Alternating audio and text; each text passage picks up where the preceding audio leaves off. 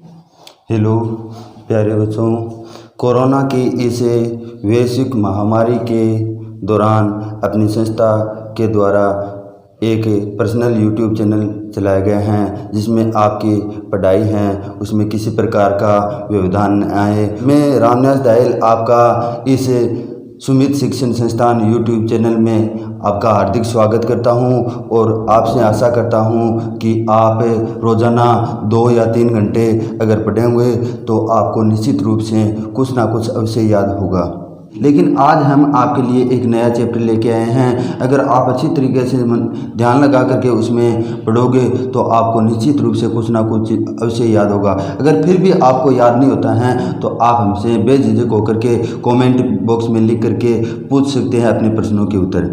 तो आज का हमारा नया चैप्टर है हाइड्रोकार्बन। हाइड्रोकार्बन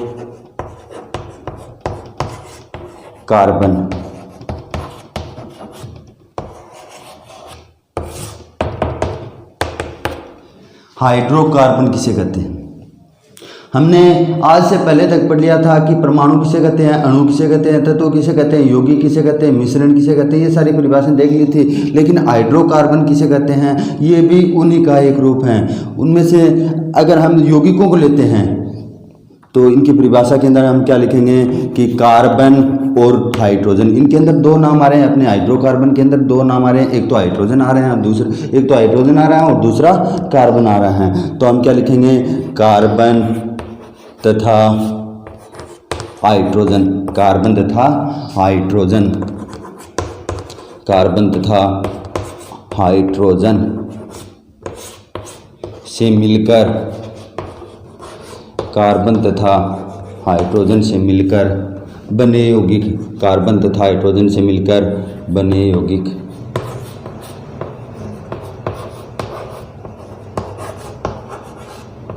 कार्बन तथा हाइड्रोजन से मिलकर बने यौगिक क्या कहलाते हैं? हाइड्रोकार्बन कहलाते हैं। कार्बन तथा हाइड्रोजन से मिलकर बने यौगिक हाइड्रोकार्बन कहलाते हैं। हाइड्रोकार्बन कहलाते हैं।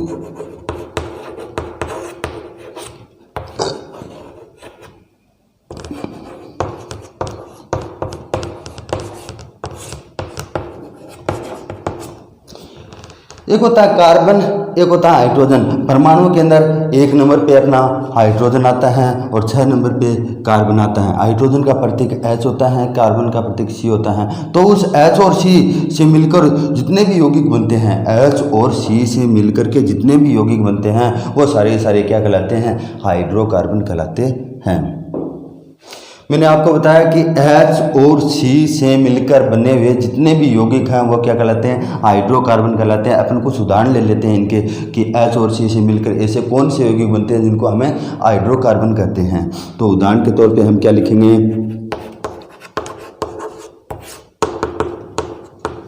जैसे अपना है CH4, इसमें कार्बन भी है और हाइड्रोजन भी है। यानी कार्बन का परमाणु 1 है। एक बार कार्बन लिखा हुआ तो कार्बन का परमाणु 1 है और हाइड्रोजन का परमाणु कितने हैं? 4 हैं। क्योंकि H के नीचे 4 हैं तो हाइड्रोजन के परमाणु हुए 4 अपने और कार्बन का हुआ 1 है। मीथेन के नाम से इसको जानते हैं, इसे हम मीथेन के नाम से जानते हैं। तो इसका सूत्र क्या हो गया? CH4। इसके अलावा एक उदाहरण और ले लेते हैं, जैसे है C2H6। इसमें कार्बन के 2 परमाणु हैं और हाइड्रोजन के 6 परमाणु हैं। इसे हम कहते हैं एथेन। तो ये सारे क्या हैं? हाइड्रोकार्बन है। मेथेन है, एथेन है, 3 नंबर पे अपना आ जाएगा प्रोपेन, 4 पे अपना आ जाएगा ब्यूटेन, 5 पे अपना आ जाएगा पेंटेन, 6 पर हेक्सेन। इस हिसाब से जितने भी कार्बन परमाणु हैं वो कार्बन और हाइड्रोजन से मिलकर बने हुए परमाणु हैं, वो सारे क्या हैं? अपने हाइड्रोकार्बन हैं। हाइड्रोकार्बन के प्रकार, हाइड्रोकार्बन के प्रकार यानी सामान्यतः 2 प्रकार का होता है। पहला प्रकार कौन सा है अपने पास में? संतृप्त हाइड्रोकार्बन। संतृप्त हाइड्रोकार्बन, संतृप्त हाइड्रोकार्बन।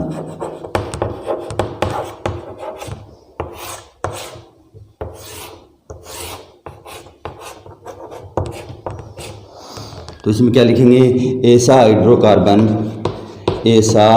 हाइड्रोकार्बन ऐसा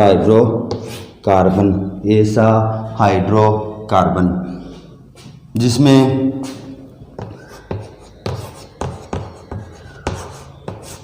कार्बन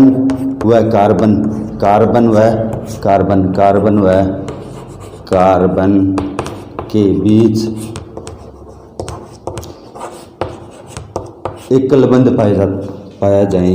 एकलबंध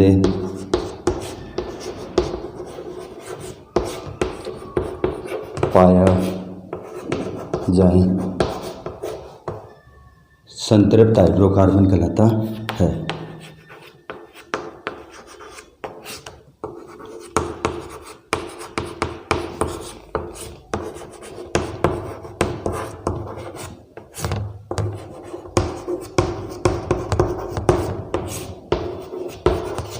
संतृप्त हाइड्रोकार्बन कहलाता है जिसके अंदर कार्बन और कार्बन के बीच में एकलबंध पाया जाएगा, वो हाइड्रोकार्बन अपना क्या कहलाएगा? संतृप्त हाइड्रोकार्बन कहलाएगा। संतृप्त हाइड्रोकार्बन का हम एक उदाहरण लेते हैं, एल्केन, यानी इसका एक उदाहरण है, वो क्या है? एल्केन इसका एक उदाहरण है। एल्केन क्या है? संतृप्त हाइड्रोकार्बन है, यानी एल्केन के अंदर कार्बन और कार्बन के बीच में हमेशा ही एकलबंध पाया जाएगा। अब हम दूसरी परिभाषा ले लेते हैं, असंतृप्त हाइड्रोकार्बन। असंतृप्त हाइड्रोकार्बन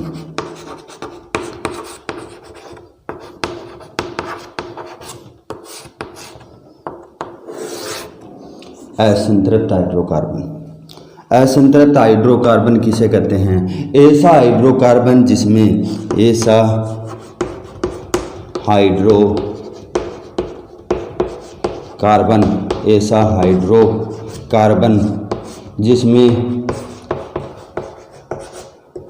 कार्बन व कार्बन के मध्य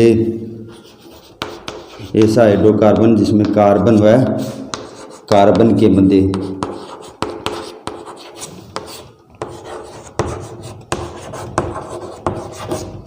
द्विबंध या त्रिबंध पाया जाए।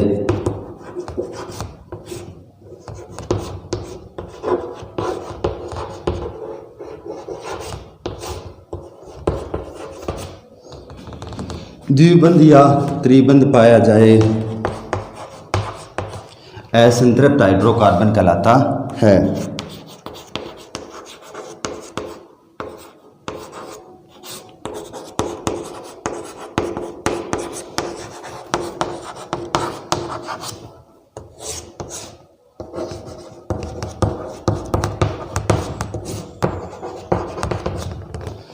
सबसे पहले हमने किया था संतृप्त हाइड्रोकार्बन। संतृप्त हाइड्रोकार्बन के अंदर क्या होगा? सबसे ऊपर हमने हाइड्रोकार्बन किया। हाइड्रोकार्बन का मतलब क्या होता है? हाइड्रोजन और कार्बन से बने हुए जितने भी यौगिक हैं वो सारे क्या हैं? हाइड्रोकार्बन। अगर उन हाइड्रोजन और कार्बन से बने हुए यौगिकों के बीच में एकलबंध पाया जाता है तो वो सारे क्या कहलाएंगे? संतृप्त कहलाएंगे। और अगर उनके बीच में कार्बन और कार्बन के बीच में द्विबंध या त्रिबंध पाया जाता है तो वो क्या कहलाएंगे? अपने असंतृप्त हाइड्रोकार्बन कहलाएंगे। अब अपने पास में 3 नाम आए हैं। हाँ, द्विबंध और त्रिबंध किन के अंदर पाए जाते हैं? इसके उदाहरण क्या होगा? एल्किन और एल्काइन। यानी द्विबंध है वो तो एल्किन के अंदर पाया जाएगा और त्रिबंध है वो एल्काइन के अंदर पाया जाएगा। तो अपने पास में 3 नाम आ गए हैं, 3 उदाहरणों में 3 नाम आ गए हैं। पहला एल्किन है, दूसरा एल्किन है और तीसरा एल्काइन है। इसके ऊपर भी हमें चर्चा करेंगे। हमने अभी तक संतृप्त और असंतृप्त हाइड्रोकार्बन की परिभाषा की है, संतृप्त और असंतृप्त के उदाहरण भी कर लिए हैं। तो उदाहरण के अंदर हमने क्या क्या लिखा है? सबसे पहला पॉइंट लिखा है एल्केन, दूसरा एल्किन और तीसरा पॉइंट एल्काइन। इनकी तीनों की हमें विशेषताएं देख लेते हैं कि इनके अंदर क्या क्या विशेषताएं पाई जाती हैं, जिसके आधार पे हम इनका सूत्र ज्ञात करना है वो भी हमें निश्चित रूप से आने लगेगा। तो सबसे पहला पॉइंट है अपना एल्केन की विशेषताएं।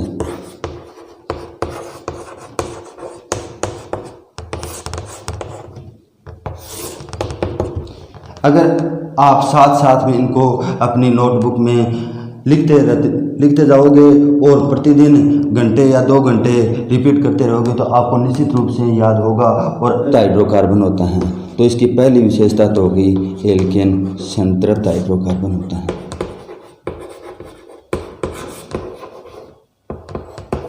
पहली विशेषता तो होगी इसकी एल्केन हो संतृप्त हाइड्रोकार्बन होता है।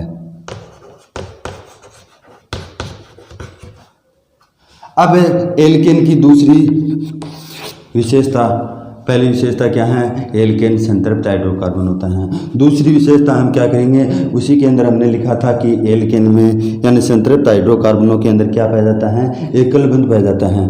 तो एल्केन में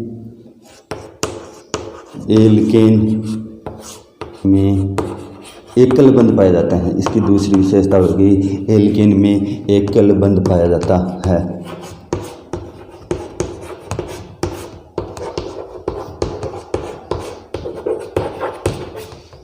एल्केन का सामान्य सूत्र CnH2n+2 होता है। CnH2n+2 होता है। ये अपनी 3 विशेषता हो गई। इस सूत्र को हमेशा याद रखना है, CnH2n+2। इसी सूत्र के आधार पर हम एल्केन यौगिकों के सूत्र बना सकते हैं। इसकी चौथी विशेषता ज्ञात कर लेते हैं कि प्रत्येक हाइड्रोकार्बन के अंदर 2 चीज़ पाई जाती है, एक तो होता है पूर्व लगन और एक होता है अनुलगन। एक तो पूर्व लगन और एक अनुलगन। तो पूर्व लगन है वो तो एल्केन हो चाहे एल्किन हो चाहे एल्काइन हो, तीनों में सेम रहेगा यानी समान रहेगा। और अनुलगन है वो तीनों में अलग अलग होगा। तो इनका अनुलगन क्या होगा, यानी एल्केन के अंदर अनुलगन क्या होगा। तो हम चौथी विशेषता के अंदर लिखेंगे एल्केन में अनुलगन, इसी नाम के अंदर दिया हुआ है एल्केन, यानी इसके अंदर अनुलगन पीछे वाला हिस्सा क्या है, एन। एल्केन का पीछे वाला हिस्सा क्या है, एन। तो अनुलगन क्या हो गया अपना, एन हो गया। एल्केन में अनुलगन एन पाया जाता है।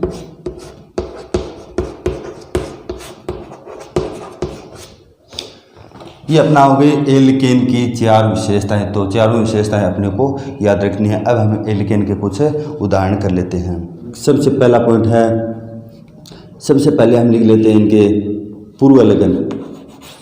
पूर्व लगन हाइड्रोकार्बनों के पूर्व लगन लिख लेते हैं कि पूर्व लगन क्या होते हैं। हाइड्रोकार्बन हैं जितने भी 3 हैं, एल्केन, एल्किन और एल्काइन, तीनों श्रेणियों के जो हाइड्रोकार्बन हैं उनमें पूर्व लगन क्या क्या हैं, वो पूर्व लगन एक बार देख लेते हैं। उसके बाद में हम उनके पीछे अनुलगन जोड़ देंगे और अपना नया यौगिक बन जाएगा। तो पूर्व लगन सबसे पहला है मेथ, 2 नंबर है एथ, 3 नंबर है प्रोप और 4 नंबर है ब्यूट, 5 नंबर है पेंट, 6 नंबर है हेग्स। 7 तक कर लेते हैं, 10 होते हैं, ये 7 तक कर लेते हैं एक बार। तो मेथ है पूर्व लगन। अब इसका दूसरा पॉइंट क्या होगा, अनुलगन का। पहला पूर्व लगन, दूसरा अनुलगन।